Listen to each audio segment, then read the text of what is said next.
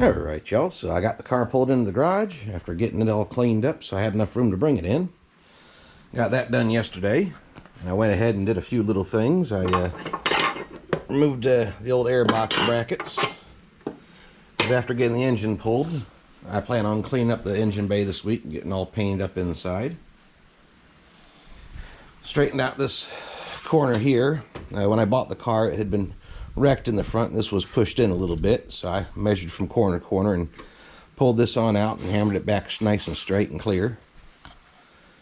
So I'm going to get started pulling everything out of here and hopefully catch back up with you a little bit later with an empty engine bay. Alright, y'all, I got pulled out finally. I do want to show you a few things before I go ahead and start cleaning up my mess. Went ahead and pushed the car back out.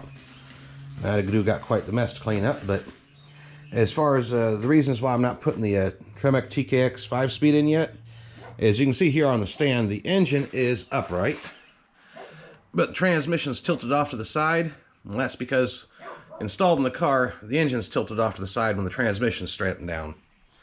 But now the way the Tremec will mount is with the engine strapping down, the transmission will be strapping down. So if I use the factory motor mounts, my gear shifter here will be cocked off to the side, sort of the way it is sitting here, and that just won't work too well. I got a bunch of measurements I'm going to have to be taken. I'm going to have to take measurements of the distance from the shifter to the back of the engine block, from the back of the engine block to my mounting holes here on the cross member. And I'm going to try and get the angles of the motor mounts and the heights on both sides so that I can figure out how I need to adjust those in order to get the engine to sit upright the way it's sitting here on the stand. But for now, like I said, I'm going to reinstall this transmission. I got a new rear output seal. I'll be installing that, getting this transferred over to the new engine. But as far as when I do go to install the Tremec, I'm hoping when I get my measurements done for the length and all, I'll be able to just change the yoke here on the end of my one-piece drive shaft and get away with a slightly longer yoke. Hoping. I don't know yet. There's going to be a lot more that goes along with that. Speedometer and all. They're all different. But just taking a look at a few things. Back when I ported the heads, I told y'all that the fuel sprayed right there on that divider, and I don't know if you can see that now, but that's what I was talking about there. And this block is toast. Got a nice crack here where the rod got wedged and smacked it, and of course there's a hole in the oil pan dripping. Kind of as expected when you blow one up. And I don't think the oil pump actually went out, because when I was taking the harness off, the oil pressure sensor plug just had oil pouring out of it, so I think this lost its seal and it just peed all the oil out while I was driving down the road. Yay. And the idiot light on the dash never came on. So on the new engine, of course, I got the sandwich plate, and I'm going to be running a regular oil pressure gauge so I can always monitor my oil pressure. But that little sensor right there is probably what killed this engine. Once you start hearing rod knock there, it's done. The damage is there. But I'm going to get this cleaned up. I'm going to get cleaned up and be back with you tomorrow, or when I next get to come out here and do a little bit more. I still got a lot to clean up there in the engine bay. Rewrap the wiring harness. Lots of little odds and ends things. Got some more parts to powder coat. I did get my the parts in today I need for plumbing up the oil lines on the turbo. So got a lot to do this week, and get as much done as I can. So until later. Alright, y'all, it's Wednesday. It's been a couple of days.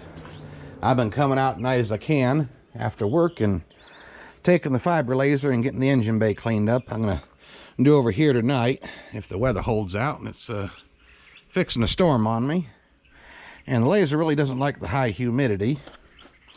It looks like I may have to replace my battery tray, and that's okay because I'm going to go with a smaller battery anyways.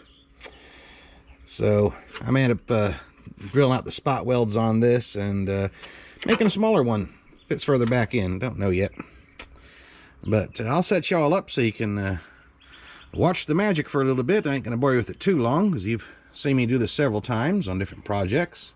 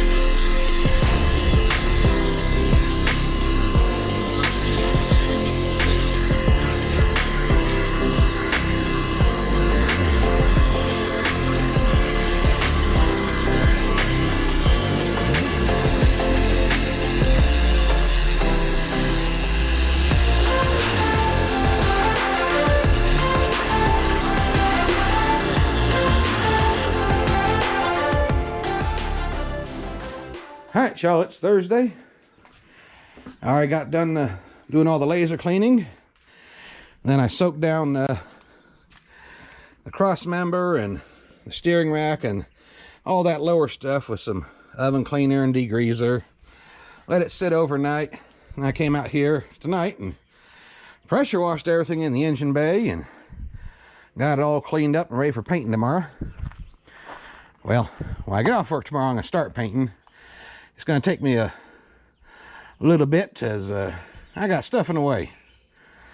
But that's all right. I can paint around it and tape off what I can, move what I can. I got 2 days to get it painted. So that ain't too bad. And I get everything down in the wheel wells, all along here, inner fender area, frame rails, front bumper, radiator support, the whole 9 yards. Firewall, and even down in the transmission tunnel a little bit. Whew. So that's progress so far. It look nice with fresh paint on, being one color. Boy, is that a lot of work. All right, y'all, it's Friday.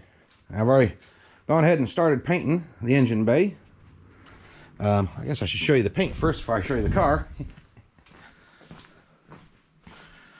So I'm just using semi-gloss black Rust-Oleum, and I'm adding some catalyst hardener and Japan dryer and just thinning it down with a little bit of acetone. I also took my stir stick there and put in a couple nice big scoops, or actually 3 big scoops of this real fine talcum powder I use as a parting powder when I do my metal casting. And that's to give it a little bit more of a flat finish with a little bit of texture. And some of the paint from this first coat's already dried up a little bit, and you'll be able to kind of see that gloss goes away, and you can see here from the overspray on this primer about the finish we get from it. I actually went ahead and sprayed these plastic housings. Looks like I need to get there a little bit more on the next coat, but that's the finish I'm going to get with it. Again, I got a little spray board here. You can see where it's dry and kind of wet. There's a little bit more dry spot on the other side. But as it dries up, yeah, it's dulling down just like this. And I don't know if you can see it, but it leaves just a little bit of a texture. Don't exactly know what to call that texture, but it's just a little bit gravelly. Really fine, though. But that's going to give it a nice matte look. And you can see it's mostly dried down through here. I like that look. If you wanted a true nice flat black look, this is how you'd get it. And yes, I painted over a lot of stuff.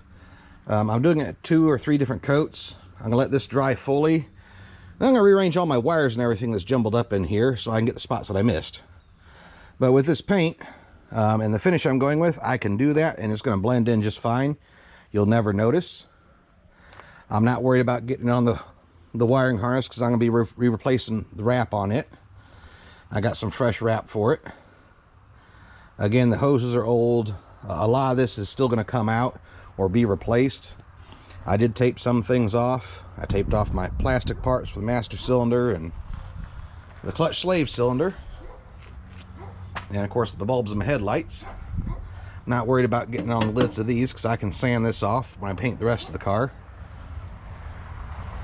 So I'm going to get back with you. Hopefully I'll get to get that other coat tonight. It's supposed to rain tonight and tomorrow, and if it does, I'm not going to be able to do any more painting. So it's a fight against the clock. And if it don't rain tomorrow, they'll bring y'all back out and show you what it looks like when it's fully dried. One of the nice things about Rust-Oleum, being an oil-based enamel, is it does have plenty of drying time for it to self-level. So even though this might go on looking kind of rough, it is going to self-level like it has here. And it's going to dry with that nice little textured finish from that talcum powder I added. But all in all, I'm happy with it so far. I think it's looking good. I'm almost certainly going to be removing that battery tray. And I'm either going to fix it, or I'm probably going to downsize it for the size battery I'm actually putting in here. I don't run the full-size battery anymore with the turbo kit. I'm just not going to have the room. So I might just make a smaller battery tray to replace that one. And then, of course, I'll have to paint underneath it. Could just do it all in one go, but that's a lot of extra work. Here I can do it piece by piece, and with this paint I can just go back by and touch it up. So I'll turn y'all off for a little while I wait for this paint to dry. Ain't no sense in y'all sitting here watching that. Then I'll bring you back when I got a little bit further along. Alright y'all, it's Saturday afternoon. Did get some rain last night, but fortunately the paint dried up before then. So it's still a little bit wet, but I bring it back so you can see what it looked like with that paint dried up. So you can see it gives this nice, just a little bit of texture, sort of a satiny finish. Now I think that looks good.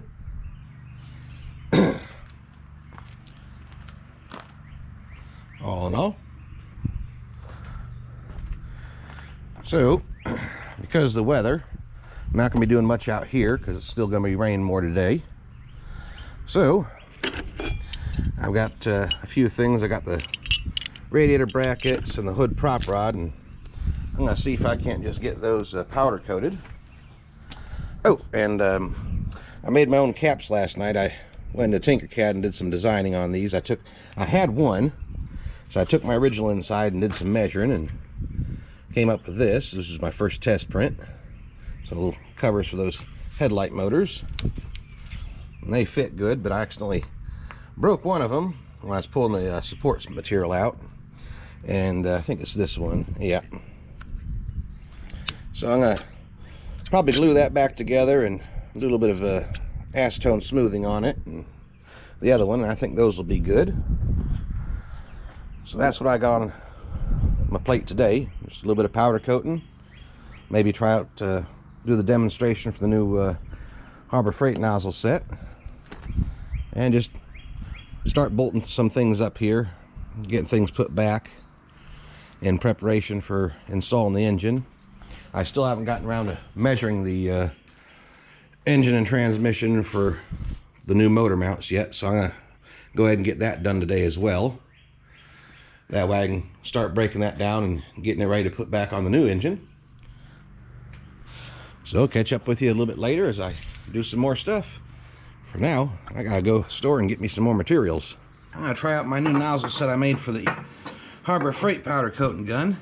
These are pretty much identical to the ones I made for the Eastwood gun, but scaled down in size to work with the Harbor Freight gun. I'm also going to be showing y'all how this little electrode tip makes a big difference here by increasing the charge transfer. So I'm going to get you all set up. I got some parts that I just preheated in the oven, and I reckon we'll do the fan nozzle on these. So let me get y'all set up here, and I'll bring them out, and we'll see how the Harbor Freight gun does with these nozzles. Now this little electrode tip here, it just crimps on. You put it on, you squeeze the little neck with a pair of pliers, and you can still take it off because the Harbor Freight gun's threaded, and you can just twist it off. It's just so you can get it to squish onto the threads there. But this will allow these spray more like a regular paint gun. Give you a quick demonstration here. There's our fan nozzle. Yeah. We got a port nozzle for doing big surfaces, you know, nice large sheet. I'm doing small parts today, so I'm not going to be using that. And we got this little funnel nozzle, and it's for getting into little tight spots. I might could use it, but I think the fan nozzle is going to be okay for what I'm doing today. So I'm going to get the rest of these here out of my way. And they do come with this little tube to store them in. Now I'm going to bring my parts over and hook them up and get to spraying. We'll see how it does. Now they shouldn't be hot enough to hot flock, because I'll heat them up to about 325.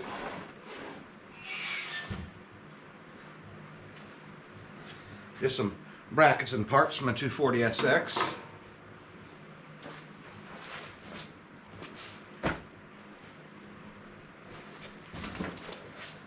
This is going to take a little getting used to. I'm used to holding the trigger. All these extra cords might be a little bit of a pain in the neck. But here's the biggest ones. We'll go ahead and hook it up on there. I'm actually going to hold this while I spray it, simply because it's just going to be easier for me to get all the way around on it. This little pedal. Alright.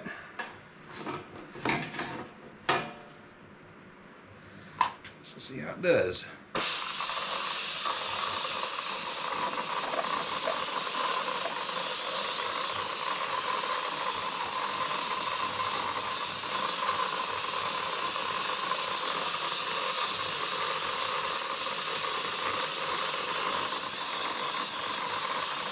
Let me try grounding directly to a part instead of my wires there. See if that helps it stick a little better. My little wire rack here has been used quite a bit, and it's got quite a bit of powder buildup on it.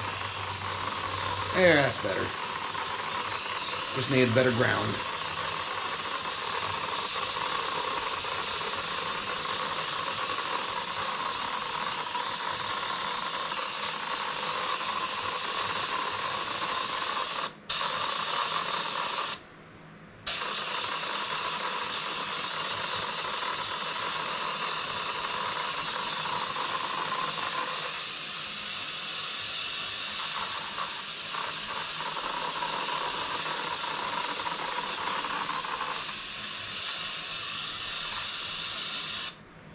I have to say, this doesn't work half bad. Well, I still think I like the Eastwood a little better.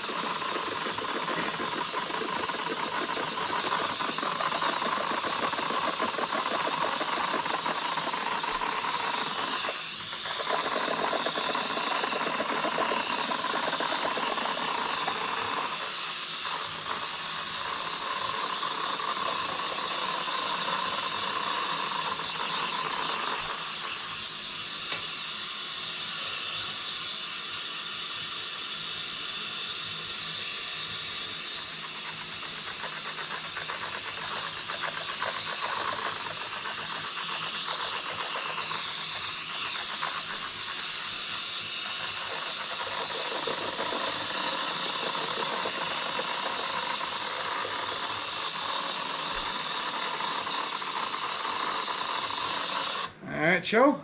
I'm going to go ahead and put these in. Get them baked and cured out. Alright, y'all. Here's what we got for those brackets. And these aren't super important parts. I've got some more heating up in the big powder coating oven. And they'll be getting a different color. Alright, y'all. So I ended up going down to the rabbit hole. I went ahead and drilled the spot welds and pulled out what was left of that old rusty battery tray, which weren't much. And I realized when I go to install the intercooler, I'm going to need to put the piping in here. So I've made me a little template for a patch. I'm going to keep the little slot that goes down here to hold up the washer fluid tank. But I'm going to patch over it with this, but I'm going to cut out the majority of it before I do. You can see how rusted it was there. I've already cut me out a piece for a patch panel here. And I'm just going to peel the tape up I've made there, lay it over my panel here, and cut everything out and get it filed nicely so I got nice clean edges, and drill some spots for some plug welds. I may weld it solid along this edge here, but for the most part I'm just going to plug weld this patch in, put a little bit of sealer around it, and then paint over it. It ain't gotta be perfect. Nope, I'm gonna get to it. Got the battery tray all done up and repainted. Well, the battery tray area there.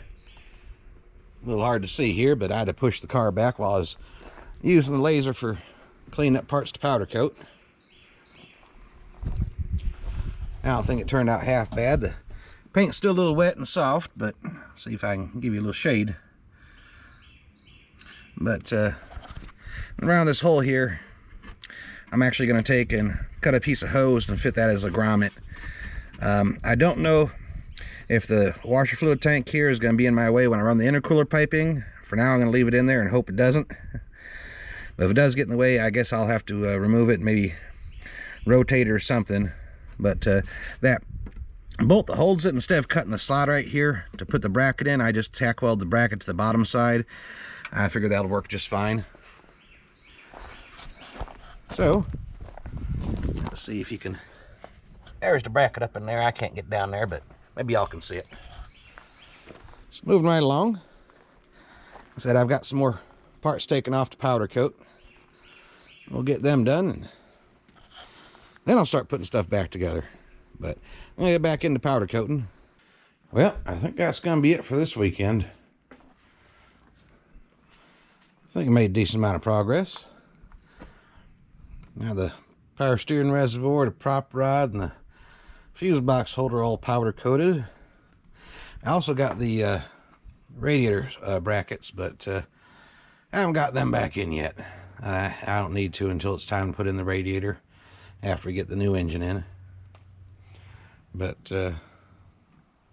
all in all, I'm pretty happy with what I've accomplished. Not as much as I wanted to get done, but